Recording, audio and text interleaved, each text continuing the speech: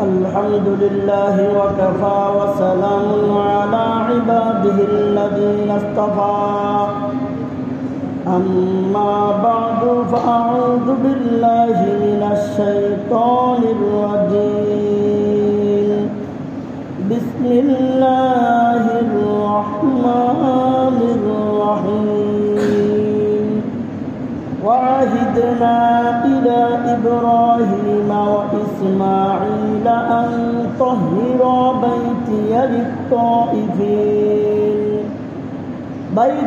للطائفين والعاكفين والركع السجود. وقال رسول الله صلى الله عليه وسلم من اعتكف يوما ابتغاء وجه الله تعالى جعل الله بينه وبين النار 3 خنادق أبعد ما بين الخافقين. بارك الله لنا ولكم بالقرآن العظيم ونفعنا وإياكم بالآيات والذكر الحكيم.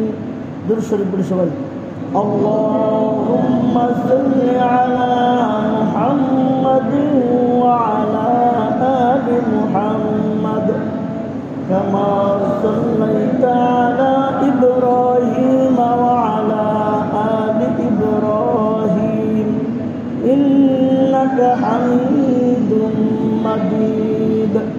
اللهم بارك على محمد وعلى آل محمد كما باركت على إبراهيم وعلى آل إبراهيم إنك حميد مجيد. محترم حاضرین، মহান আল্লাহ রব্বুল আলামিনের দরবার অসংখ্য শুকরিয়া। তিনি আমাদেরকে অত্যন্ত দয়া করে মায়া করে মাহে রমজানুল মুবারকের তৃতীয় জুমার নামাজ আদায় করার পাশাপাশি কিছু দিনই আলোচনা করার জন্য শোনার জন্য পৃথিবীর সর্বশ্রেষ্ঠ স্থান মসজিদে আসার এবং বসার তৌফিক দান করেছেন। এজন্য দিন থেকে কালিমাতা শুকর আদায় করি, বলি আলহামদুলিল্লাহ। প্রিয় উপস্থিতি, আমরা প্রত্যেকটা মানুষ মৃত্যুর লাইনে দণ্ডায়মান। এই লাইন থেকে প্রতিদিন কেউ না কেউ দুনিয়ার থেকে বিদায় হয়ে চলে যেতেছে। আমরা জানি না আমাদের মেয়াদ কয়দিন আছে। মেয়াদ যেদিন যার শেষ হবে, মেয়াদ শেষ হওয়ার সাথে সাথে এই পৃথিবীতে সে আর থাকতে পারবে না। তো আমরা আসছি এই দুনিয়ায় খালি হাতে, আবার আমাদেরকে চলে যেতে হবে দুনিয়ার থেকে খালি হাতে। হ্যাঁ, আল্লাহর দেওয়া সময় এবং সম্পদ দুটা জিনিস। আল্লাহর দেওয়া সময় এবং সম্পদ, আল্লাহ তাআলা মেহেরবানি করে আমাদেরকে একটা হায়াতি জিন্দেগি দিয়েছেন। 50 বছর, 60 বছর, 100 বছর, কম বেশি। একটা হলো হায়াত সময়, আর একটা হলো আল্লাহ তাআলা আমাদের প্রত্যেককে কিছু না কিছু সম্পদ দিয়েছেন। আমরা যদি আমাদের এই সময় এবং সম্পদ আল্লাহ এবং আল্লাহ রসুলের নির্দেশিত পথে ব্যয় করতে পারি, ব্যয় করে যেতে পারি, তাহলে আমাদের পরকালীন জীবনটা হবে আমাদের জন্য অত্যন্ত আনন্দদায়ক, সুখময় একটা জিন্দেগি আমরা পাব। আর আমরা যদি আল্লাহর দেওয়া সময় এবং সম্পদ যদি আল্লাহর নির্দেশিত পথে ব্যয় না করতে পারি, আমাদের সময়টা যদি শুধুমাত্র কাটতে যায়, আমাদের সময়টা যদি আমলের মাধ্যমে, নেক আমলের মাধ্যমে আমাদের সময়টা যদি না গড়ে, তাহলে এই সময়ের জন্য, এই সম্পদের জন্য পরকালীন জীবনে আপনাকে আমাকে আফসোস করতে হবে। আল্লাহ পাক রব্বুল আলামিন আমাদের প্রত্যেককে সতর্ক করার জন্য, সম্পদের ব্যাপারে সতর্ক করার জন্য আল্লাহ তাআলা পবিত্র কোরআনে বলছেন, ওয়া আনফিকু মিম্মা রাযাকনাকুম মিন ক্বাবলি আইয়াতিয়া আহাদাকুমুল মাউত। আমি তো তোমাদেরকে রিজিক দিয়েছি, এই রিজিক থেকে তোমরা খরচ করো। ওই সময় আসার পূর্বে যে তোমাদের কাছে মৃত্যু আসবে, প্রত্যেকের কাছে একদিন মৃত্যু আসবে না, আসবে না, কি বলেন? ওই সময়ের পূর্বে যে তোমাদের কাছে মৃত্যু আসবে, আর তোমরা বলবে ফায়াকুল রাব্বি, হে আমাদের রব, হে আমাদের প্রতিপালক, লাউলা আখরতানি ইলা আজালিন করিব, আমাকে আরেকটু সময় দিলে আমি আমার সমস্ত সম্পদ আল্লাহর রাস্তায় ব্যয় করে আমি পাক্কা মুসলমান হয়ে যেতাম, নেককার হয়ে যেতাম। তোমাদের এই সময়টা আসার পূর্বে আমি তো তোমাদেরকে যে সম্পদ দিয়েছি, এই সম্পদ তোমরা খরচ করো, আল্লাহর রাস্তায় খরচ করো, ব্যয় করো। এরপরে আল্লাহ বলেন মানুষ তো যখন মৃত্যু আসবে তখন তো বলবে যে আর একটু সময় দিলে এই করতাম। আল্লাহ বলেন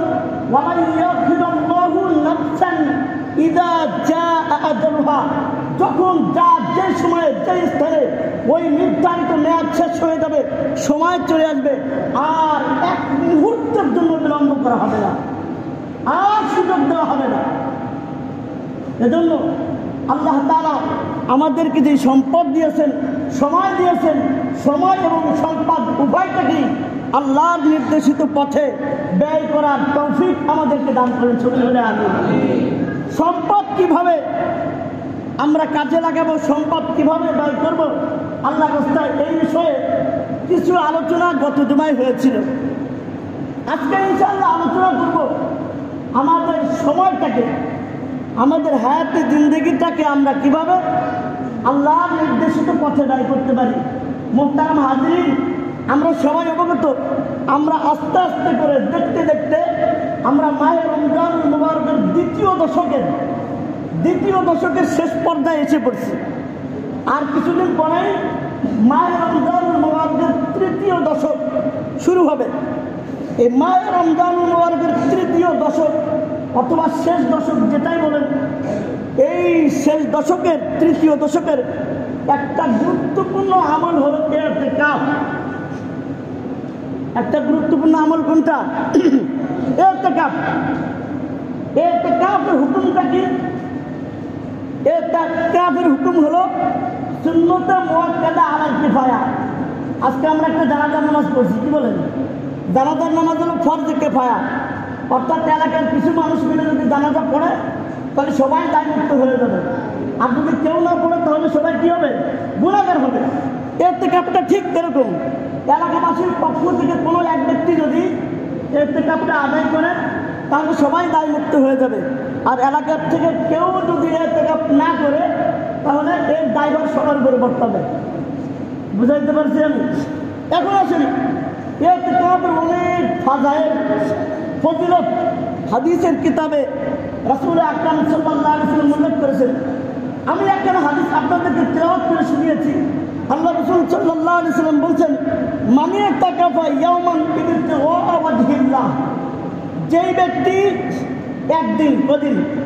একদিন আল্লাহর সন্তুষ্টির উদ্দেশ্যে ইতিকাফ করবে। সন্তুষ্টিটা কার হতে হবে? আল্লাহর সন্তুষ্টি হতে হবে। এই মনে খেয়াল রাখা যাবে না আমি যদি 10 দিন ইতিকাফ করে বেরোই, মানুষ মনে করবে এই এলাকার সবচাইতে বড় পাক্কা মুসল্লি, এই দেখো মসজিদ থেকে বের হয়ে আসে। মানুষ কি মনে করবে না করবে, এগুলো তো আটকা করা যাবে না। সন্তুষ্টি অর্জন করতে হবে কার? আল্লাহ। যদি কোনো ব্যক্তি একদিন আল্লাহর সন্তুষ্টির উদ্দেশ্যে ইতিকাফ করে, রাসূল আকরাম সাল্লাল্লাহু আলাইহি ওয়াসাল্লাম বলেন, জাআলাল্লাহু বাইনাহু ওয়া বাইনান নার, ওই ব্যক্তি এবং জাহান্নামের মাঝখানে আল্লাহ পাক রব্বুল আলামিন 3 খন্দক দূরত্ব সৃষ্টি করে দিবেন। সুবহানাল্লাহ বললেন না? দেখুন, 3 খন্দক দূরত্ব সৃষ্টি করে দিবেন। এক এক খন্দকের দূরত্ব হলো জমিন থেকে আসমানের দূরত্ব যতটুকু এতটুকু। তাহলে ইতিকাফ করার দরকার আছে না নাই? কি বুঝলেন? দরকার আছে না নাই? এরপরে আসেন, অন্য হাদিসের মধ্যে রাসূল আকরাম সাল্লাল্লাহু আলাইহি ওয়াসাল্লাম বলছেন, কোনো ব্যক্তি যদি ঈমান অবস্থায় এবং সওয়াবের আশায় ইতিকাফ করে, মানে ইতিকাফা ঈমানান ওয়া ইহতিসাবান, ঈমান অবস্থায় এবং সওয়াবের আশায় যদি কোনো ব্যক্তি ইতিকাফ করে, গুফিরা লাহু মা তাকদ্দামা মিন যামবিহি, তার জীবনের পূর্বের সব গুনাহ আল্লাহ তাআলা মাফ করে দিবেন। অন্য আরেকটা রাতের মধ্যে আসছে, কোনো ব্যক্তি যদি মাহে রমজানের 10 দিন যদি ইতিকাফ করে, তার আমল নামায় 2টা হজ এবং 2টা উমরার সব লিখে দেওয়া হবে। অন্য আরেকটা বর্ণনায় আসছে, প্রতিদিনের বিনিময়ে আল্লাহ পাক রব্বুল আলামিন একটা হজের সব লিখে দেবেন। একদিনে ইতিকাফ করার ফজিলত এতক্ষণ বর্ণনা করলাম। এখন যদি মনে করেন কোনো ব্যক্তি যদি 10 দিনে ইতিকাফ করে, তার ফজিলত কত বেশি হবে, এগুলো বাড়ি দেওয়ার পর হিসেব করে দেখেন। এরপর আসুন, কোনো ব্যক্তি মনে করেন 10 দিন বসতে পারে না, সময় নাই।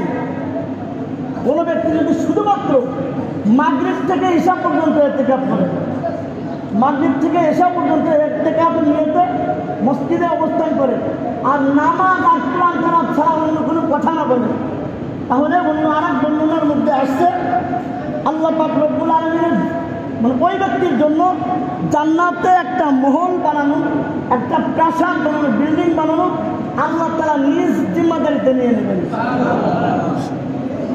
এরপরে আসেন, ইতিকাফে বসার মাধ্যমে আরেকটা ফায়দা আমাদের যেটা হাসিল হবে, যে আল্লাহ তাআলার সাথে যারা ইতিকাফ করে তাদের সাথে আর আল্লাহর সাথে একটা বন্ধুত্ব সৃষ্টি হয়। কি সৃষ্টি হয়? বন্ধুত্ব সৃষ্টি হয়। আমি যদি আপনার বাড়িতে যাওয়ার পরে বসে থাকি আর বারবার আপনাকে ডাকতে থাকি, ভাই কেমন আছেন, ভাই এই কাজ কী করবো, এখন কি করা যায়, ওই কাজটা এমনি করলে ভালো হয়, কীভাবে করলে ভালো হয়, এরকম যদি আপনাকে বারবার ডাকতে থাকি, আপনার সাথে আমার একটা বন্ধুত্বপূর্ণ সম্পর্ক সৃষ্টি হবে। তো যারা ইতিকাফ করে তারা সর্বক্ষণ আল্লাহ তাআলার ধ্যানে মগ্ন থাকে, আল্লাহ তাআলাকে ডাকতে থাকে। এর মাধ্যমে আল্লাহ তাআলার সাথে ওই বান্দার একটা বন্ধুত্বপূর্ণ সম্পর্ক সৃষ্টি হয়। যাদের সাথে আল্লাহ তাআলার বন্ধুত্ব সৃষ্টি হবে, আল্লাহ পবিত্র কোরআনে তাদের ব্যাপারে বলেন, আলা ইন্না আউলিয়া আল্লাহ, তোমরা জেনে রাখো, তোমরা জেনে রাখো, ইন্না আউলিয়া আল্লাহ, নিশ্চয় আল্লাহ তাআলার ওলিগণ, আল্লাহ তাআলার বন্ধুগণ, তাদের অবস্থাটা কেমন? লা খাউফুন আলাইহিম ওয়া লা হুম ইয়াহজানুন, তাদের কোনো ভয়ও নাই, তাদের কোনো চিন্তাও নাই। এরপরে আসেন, যারা ইতিকাফে বসবে, মসজিদে অবস্থান করবে, এর মাধ্যমে তাদের মসজিদের সাথে একটা সুসম্পর্ক হবে। কার সাথে সম্পর্ক হবে? মসজিদের সাথে একটা সম্পর্ক হবে। আল্লাহ রাসূল সাল্লাল্লাহু আলাইহি সাল্লাম এক হাদিসের মধ্যে বলছেন যে 7 শ্রেণীর ব্যক্তিকে, কয় শ্রেণী? 7 শ্রেণীর মানুষকে আল্লাহ পাক রব্বুল আলামিন কিয়ামতের কঠিন ময়দানে আরশে আজিমের নিচে ছায়া দান করবেন, যেদিন আরশে আজিমের ছায়া ব্যতীত অন্য কোনো ছায়া বাকি থাকবে না। তাদের মধ্যে এক শ্রেণীর ব্যক্তি হলো তারা ওয়ারাজুলুন কলবুহু মুআল্লাকুন বিল মাসাজিদ, ওই সমস্ত ব্যক্তি যাদের সম্পর্ক মসজিদের সাথে হবে। যাদের সম্পর্ক কিসের সাথে হবে? মসজিদের সাথে হবে। এরপরে আসেন, যারা ইতিকাফে বসবে, ইতিকাফের নিয়তে যারা মসজিদে অবস্থান করবে, তাদের সময়ের হিফাজত হবে। সময়ের কি হবে? হিফাজত হবে। আমরা অনেক সময় অনর্থক অকারণে বেহুদা কাজে ব্যয় করি। যারা ইতিকাফের নিয়তে মসজিদে অবস্থান করবে, তাদের সময়ের হিফাজত হবে। আমি কয়েকজন আগেও বলছি যে জান্নাতের মধ্যে কোনো ব্যক্তির কোনো আফসোস থাকবে না, কিন্তু কোনো ব্যক্তি যারা দুনিয়াতে জিকিরবিহীন, আল্লাহর স্মরণবিহীন যে সময়টা কাটাইছে, এই সময়ের জন্য জান্নাতে যাওয়ার কোনো আফসোস করবে। যেই সময়টা আল্লাহ তাআলার জিকিরবিহীন, আল্লাহ তাআলার স্মরণবিহীন এই দুনিয়াতে কাটাইছে, সে যদি জান্নাতেও যায়, জান্নাতে যাওয়ার পরেও আফসোস করবে, হায় রে, আমি যদি দুনিয়ায় ওই সময়টা যদি আরেকবার সুবহানাল্লাহ বলে আসতাম, আরেকবার আলহামদুলিল্লাহ বলতাম, তাহলে আজকে আমার মর্যাদা, আমার পজিশন, আমার মর্তবা কতই না বুলন্দ হইতে, উঁচু হইতে। এজন্য যারা ইতিকাফের নিয়তে মসজিদে বসবে, তাদের সময়ের হিফাজত হবে। এরপর আসেন, ইতিকাফের নিয়তে যারা মসজিদে বসবে, তারা গুনাহ থেকে বেঁচে থাকবে, তারা গুনাহ থেকে বেঁচে থাকতে পারবে। মসজিদের পরিবেশটাই এরকম, নেক আমলের পরিবেশ। মসজিদের পরিবেশই নেক আমলের পরিবেশ। এখানে আসলে সবাই ইবাদত বন্দেগী করতেই মন চায়, নেক আমলের একটা পরিবেশ, আল্লাহ তাআলার রহমতের জায়গা। তো ইতিকাফের নিয়তে যারা মসজিদে বসবে তারা গুনাহ থেকে বেঁচে থাকার সুযোগ হয়ে যাবে। এরপরে আসুন, ইতিকাফের নিয়তে যারা মসজিদে বসবে তাদের অধিক ইবাদতের সুযোগ হবে। এমনিতে আমরা সংসারের কাজকর্ম, দুনিয়াবি কাজকর্ম করার পর ইবাদত বন্দেগী করার সময় বের করা আমাদের জন্য কষ্টকর হয়ে যায়, কিন্তু যারা ইতিকাফের নিয়তে মসজিদে বসবে তাদের অধিক ইবাদতের একটা সুযোগ হয়ে যাবে। আরেকটা ফায়দা হলো, মসজিদে যারা ইতিকাফের নিয়তে অবস্থান করবে তাদের দ্বারা একটা সুন্নাত আদায় হবে। কি আদায় হবে? একটা সুন্নাত আদায় হয়ে যাবে। একটা সুন্নতের কত দাম? আল্লাহ রাসূল সাল্লাল্লাহু আলাইহি ওয়াসাল্লাম বলছেন, মান তামাসসাকা বিসুন্নতি ইনদা ফাসাদি উম্মতি, যে ব্যক্তি আমার একটা সুন্নতকে আঁকড়ায়া ধরবে, ইনদা ফাসাদি উম্মতি, আমার উম্মতের ফাসাদের সময়, ফালাহু আজরু মিয়াতি শহীদ, ওই ব্যক্তির আমলনামায় 100 শহীদের সওয়াব দান করা হবে। এরপরে আসুন, ইতিকাফের নিয়তে যারা মসজিদে বসবে এদের সবচাইতে যেই ফায়দাটা হবে, যেই উপকারটা হবে, সেটা হলো তাদের ভাগ্যে সবে কদর নসিব হয়ে যাবে। কি নসিব হয়ে যাবে? সবে কদর নসিব হয়ে যাবে। সবে কদর কি জিনিস ইনশাআল্লাহ আগামী জুমায় বুঝাবো। আর সবে কদর কি জিনিস এই আধা ঘন্টা 1 ঘন্টায় সবে কদর বোঝানো সম্ভব না।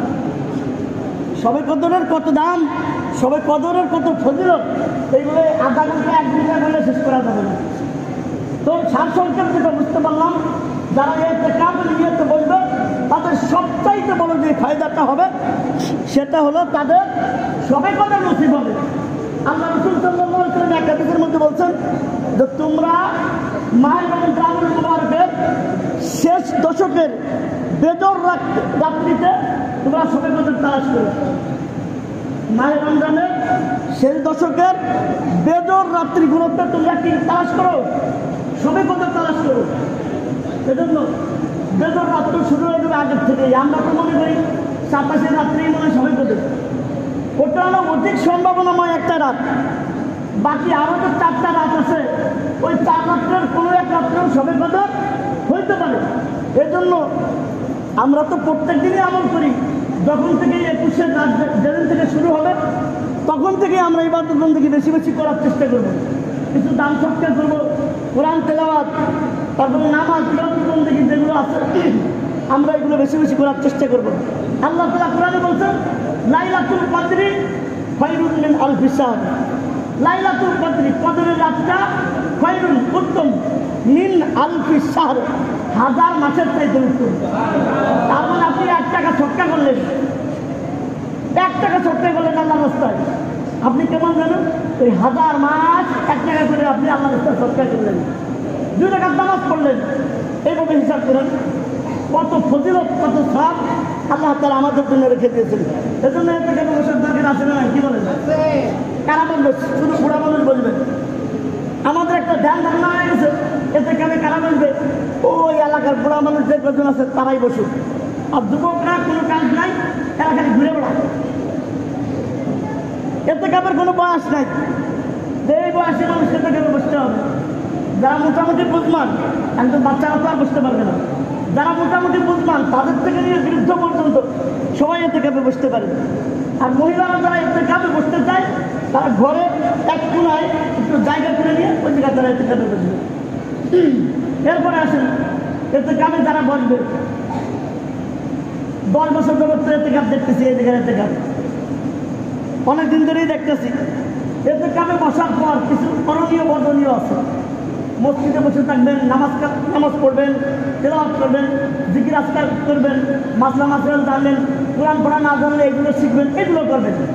অনেক সময় দেখা যায় যে এতে কাপে বসার পরেও গল্পে লেগে গেছে। আর আমরা কিছু লোক আছি, আমরা গল্পের লোক খুঁজে পাই না। গল্পের লোক কেমন যেন খুঁজে পেলে মসজিদে আইসে কয়েকজন বেড়ে গেছে, তার সাথে আমরা গল্প লাগাই দিই। এমনটা আমরা না করি। যারা এতে কাপে বসবো তারাও সতর্ক থাকবো, আর আমরা যারা আছি তারাও এই ব্যাপারে সতর্ক থাকবে না। উনি ওই লোকটা এতে কাপে আছে, ওনার সাথে আমার আন্দোলনে গল্প করা ঠিক হবে না। এতে কাপে যারা বসবো তারা অজু ইস্তেঞ্জা এবং ফরজ গোসলের জন্য আমরা বাইরে বাইরে যেতে পারবো, তাছাড়া অন্য কোনো প্রয়োজনে বাইরে যাওয়া যাবে না। বুঝাইতে পারলাম? প্রয়োজন এস্তেঞ্জা, এরপরে ফরজ গোসল যদি হয় তাহলে সে বাইরে যেতে পারবে, অন্য কোনো প্রয়োজনে বাইরে যেতে পারবে না। অনেক সময় দেখা যায় যে মসজিদ থেকে ওই মাদ্রাসার বারান্দায় যেয়ে বসে, একটু হাওয়া লাগায়, আবার ওই বসার থেকে যেয়ে একটু বসে, এই সামনে যেয়ে বসে, মসজিদ থেকে বের হওয়ার কোনো সুযোগ নাই। হ্যাঁ, আমরা তো প্রতিদিন এমনিতে গোসল করি, অজু করার জন্য যতটুকু টাইম লাগে এই টাইমের মধ্যে খুব সংক্ষেপে মানে গরমটা কাটার জন্য কোনো মতো একটু পানি দিলে আমরা অতি দ্রুত মসজিদে চলে আসবো, এতটুকু সুযোগ আছে। দেখা যায় যে মসজিদ থেকে বের হয়ে অবস্থান যত করছে, জামা সামাইকে ধুইছে, লুঙ্গি সামাইকে ধুইছে, আরও তারপরে এলাকায় কোহানে কি করতেছে সব খোঁজ খবর নিয়ে তারপরে মসজিদে আসে। এটা করলে এতে কাপ থাকবে না। এতে কাপের আরও অনেক মাসাইল আছে, আমরা আছি ইনশাল্লাহ, জিজ্ঞেস করবেন, আরও জানবেন। এতটুকু যাই কিছু বললাম, আল্লাহ পাক রব্বুল আলামিন আমাদের সকলকে সঠিক জিনিসটা বোঝার মানার তৌফিক আল্লাহ তাআলা আমাদেরকে দান করবেন। ওয়া আখিরু দাওয়ানা আলহামদুলিল্লাহি রাব্বিল আলামিন। বেশি সাহেব কিছু কথা বলবেন।